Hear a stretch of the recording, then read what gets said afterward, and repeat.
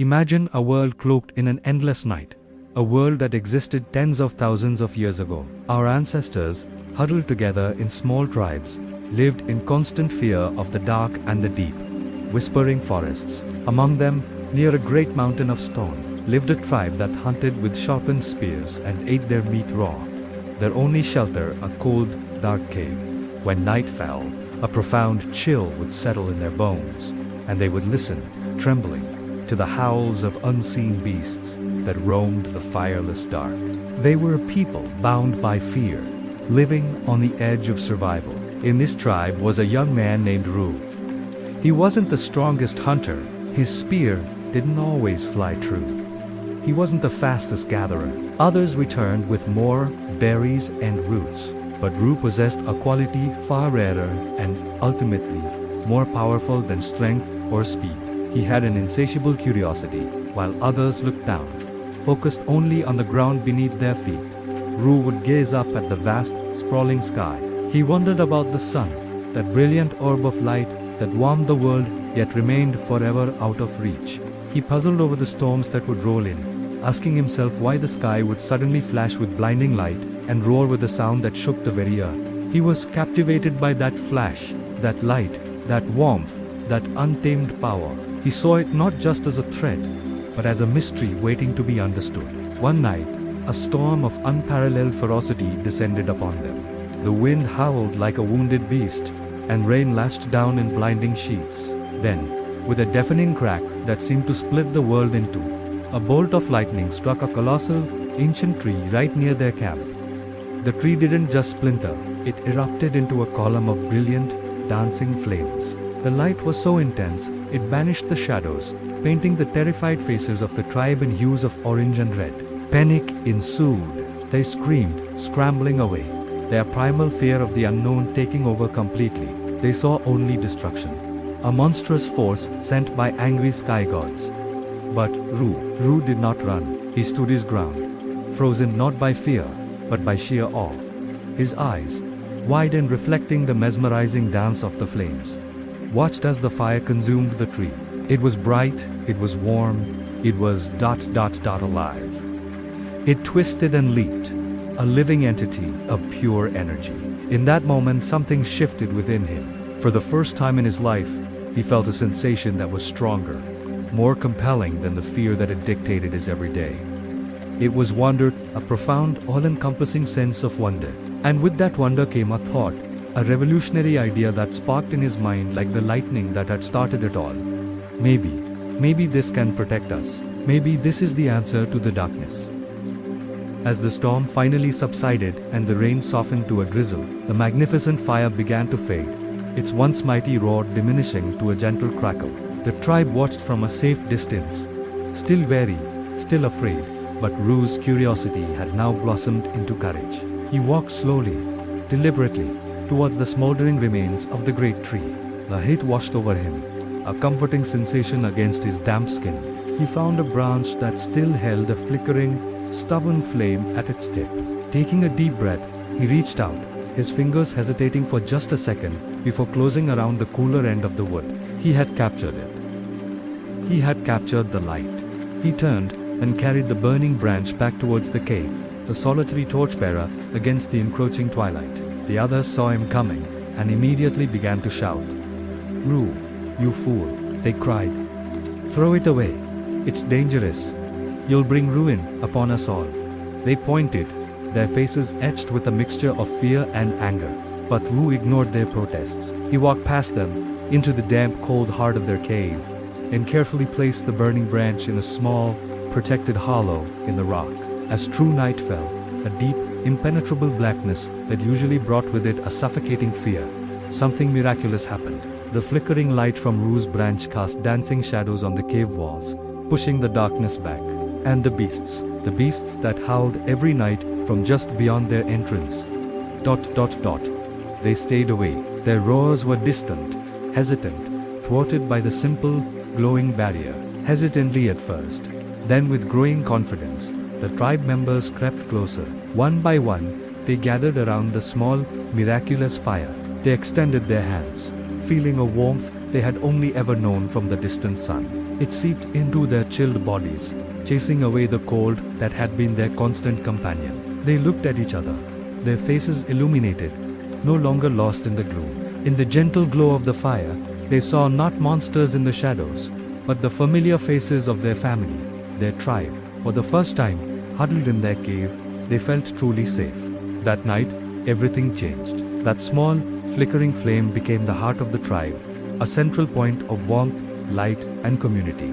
And Rue, the boy who was once seen as weak and strange, the dreamer who stared at the sky, he became something new. He became a leader, a visionary, the one who brought light to mankind.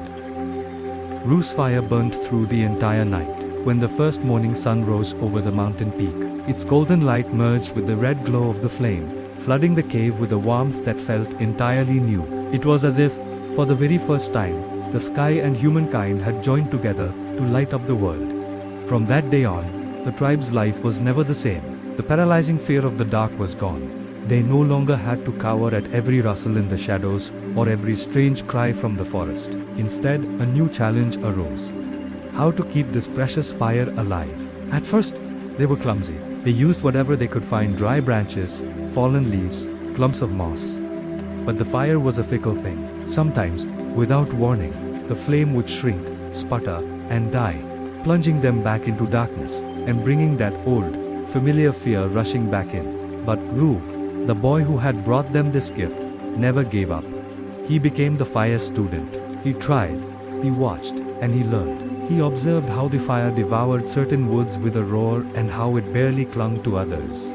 Every spark that leaped into the air, every wisp of smoke that curled towards the cave ceiling, every glowing ember that pulsed like a tiny heartbeat, all became a language. A secret language of the god of light. A language that only Rue seemed to understand. He learned its moods, its needs, its power. He was no longer just a boy. He was becoming its keeper. Then, one day, something shifted. It was an ordinary day. Much like any other, Rue was chipping away at a piece of flint, trying to shape a new tool. As he struck one stone against another, a tiny, brilliant spark leaped forth and vanished. He froze. He had seen this before. A flicker of light born from stone. But this time, he truly saw it. He struck the stones together again. Harder this time. Another spark. Brighter, longer lasting. He grabbed a handful of the driest moss he could find, held it close, and struck again. Spark. Nothing. Again. Spark. Nothing. His heart pounded. He tried again. And this time, a spark landed on the tinder, and a faint wisp of smoke curled up. He blew on it gently, coaxing it, nurturing it. And then, a tiny flame erupted, weak and fragile, but undeniably real. It was in that moment he understood. Light wasn't just a gift to be received from the sky. It could be created. It was the first time a human had performed a miracle. From that day forward, the tribe looked at him with a new kind of reverence. They no longer called him Rue. They called him the one who spoke to fire. This fire, this living light, began to teach them things they never could have imagined. Its first lesson was about food. Before, they had eaten their meat raw, tough, and bloody. Now, they learned to cook it over the flames. The transformation was astonishing. The meat became tender, the foul smell of raw flesh vanished, and a savory aroma filled the air. With this new easily digestible source of energy, their bodies grew stronger, their minds sharper.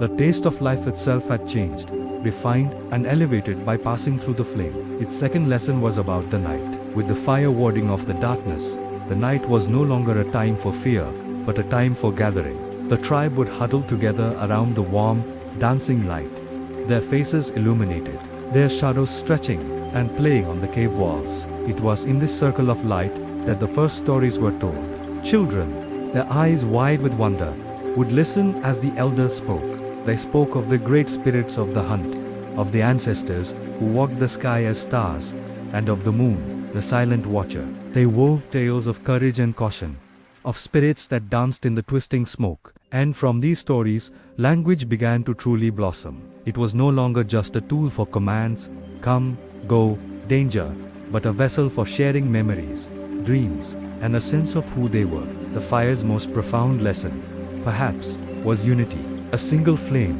they quickly learned, could not survive on its own.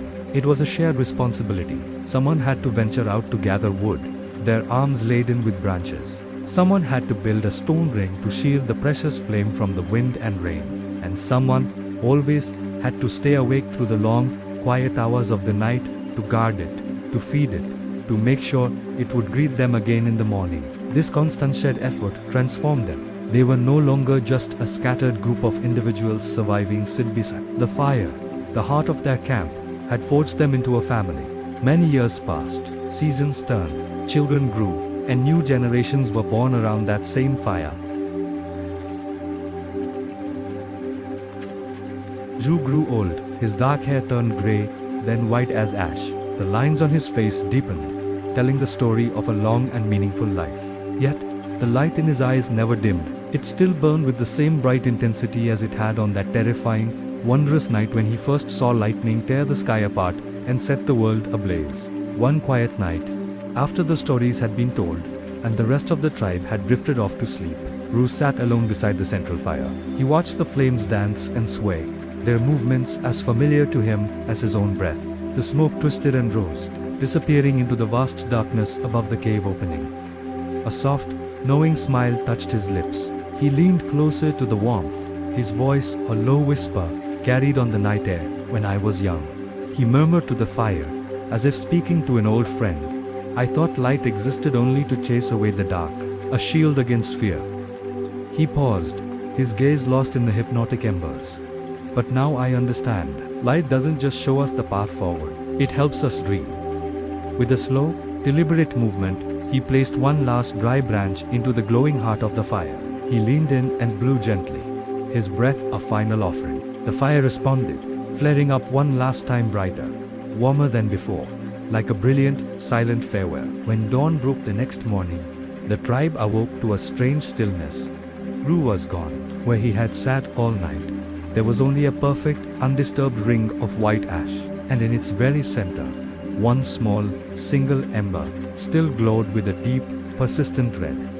From that day on, in every tribe, with every new fire that was kindled across the land, the people told the story of Ru. They spoke of the boy who conquered fear, the man who learned the language of flame, the elder who understood its deepest secret. He was the first human who saw the sacred within the light, and through his story, his spark was passed on forever.